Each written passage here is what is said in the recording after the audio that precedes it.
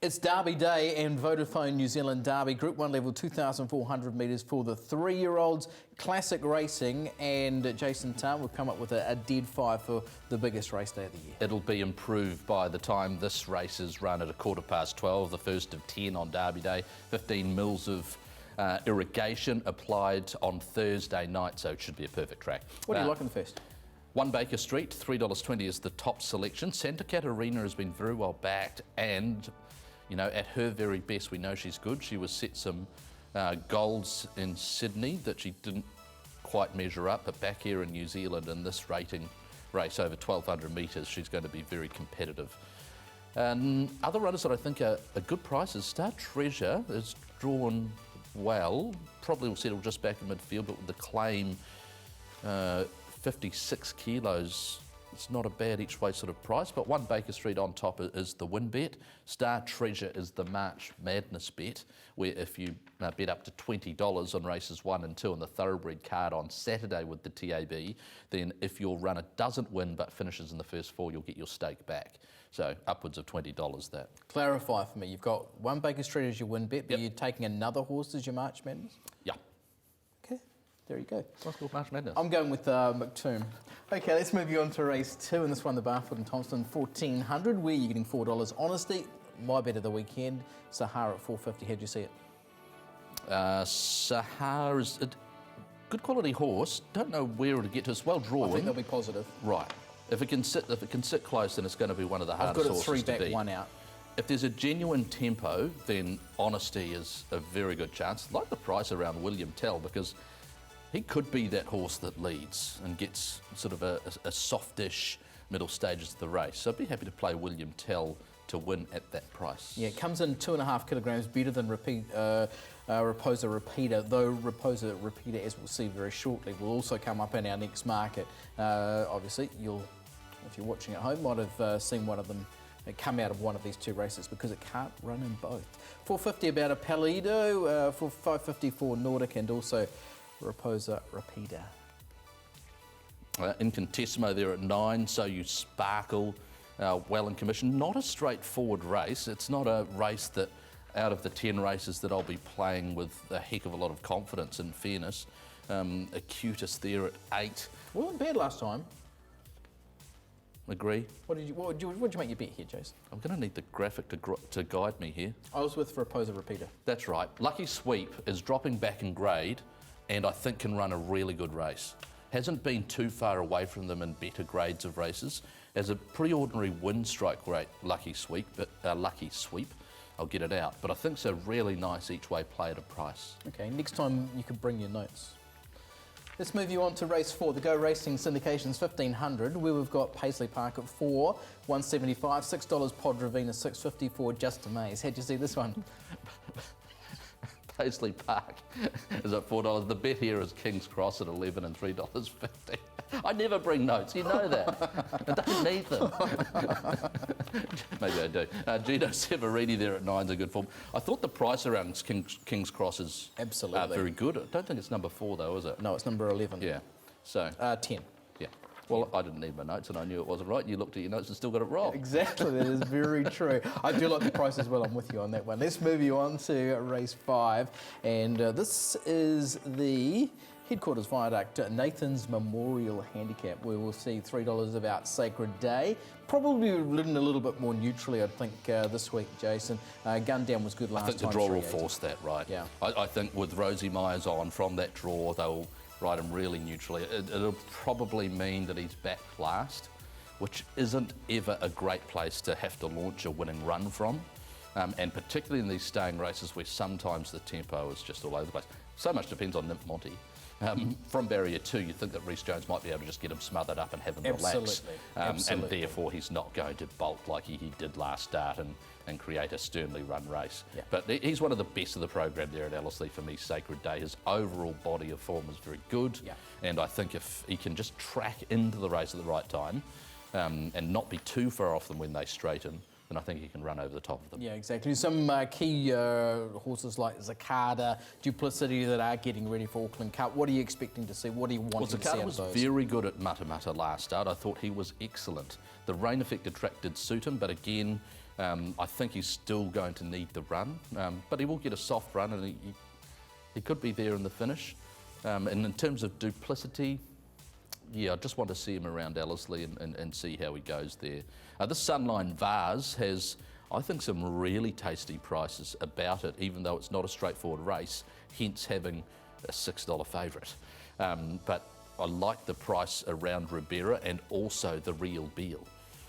You know, Pin Me Down has to be respected, Absolutely. but I don't know where well, I do know where she'll get to in the map. I think she'll get back. And so, again, if there is no speed, then that's a bit of a problem for her, but I think she's a leading Oaks contender. At those prices, though, I'm happy to play the Real Beal and Ribera, sort of a 1.52 unit each play for those runners at their respective price. I think they're really good prices just back. Yeah. Absolutely. Clementina got me around about 7.5. Mufasa Fast Track Stakes for the 3-year-olds. Sprinters in action. King Louis was very good, winning here last time in the Mongolian Khan. She's a Thief was good in a slightly lesser race. Had chased home King Louis in that previous race. Queen of the Year also very good last time out by a margin. 320 with Glen Boss.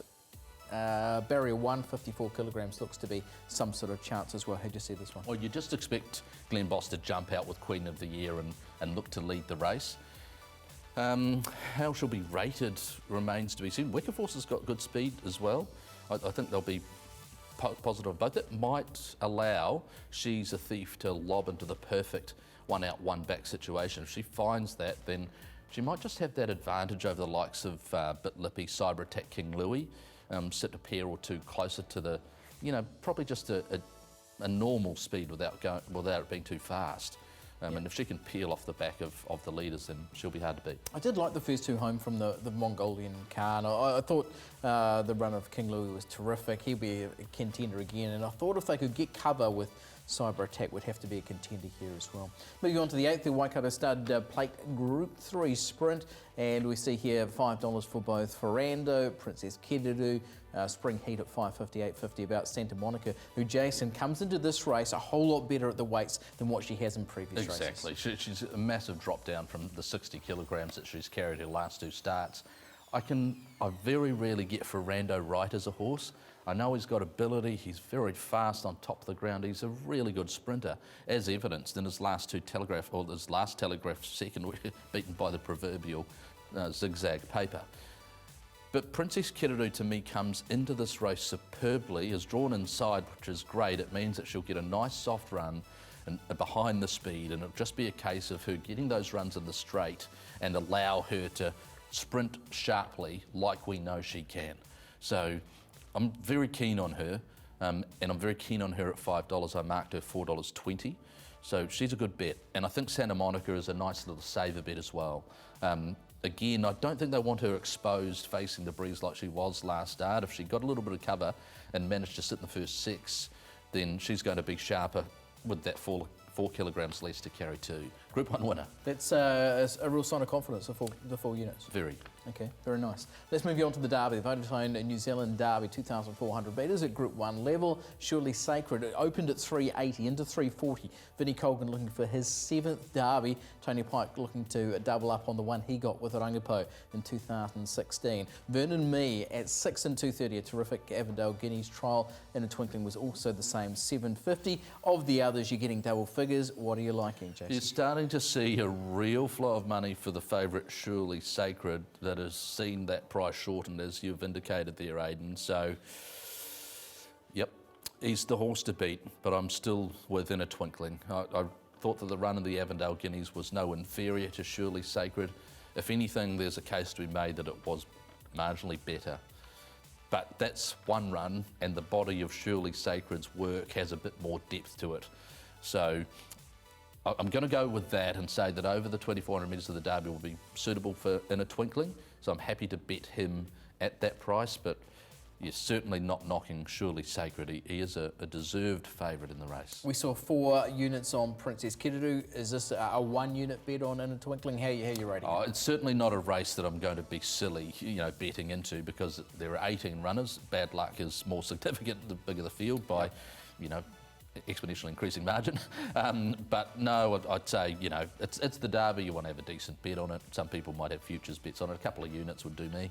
Fair enough. I'm with Surely Sacred and Vernon Mead, so I'm happy to play against you here. Race 10 is the final event on Derby Day. We're seeing money for Fiscal Fantasy. Terrific It's not last an time. exponential relationship, it might be a squared relationship, but anyway. Incremental units. Oh, I got what you were meaning. $6 Firefly, $9.50 Master Paint on Katy Perry's special light at $7.50 as well. With Harry Met Saddle. He's a beautiful horse, big strong horse. Just failed at New Plymouth last time out, Do you but this think Trenton 21 will form was be good. good for him? Yeah, 2100 absolutely. metres? I think he's a big, strong horse. I really do like him. And yeah, Jonathan Park's on board.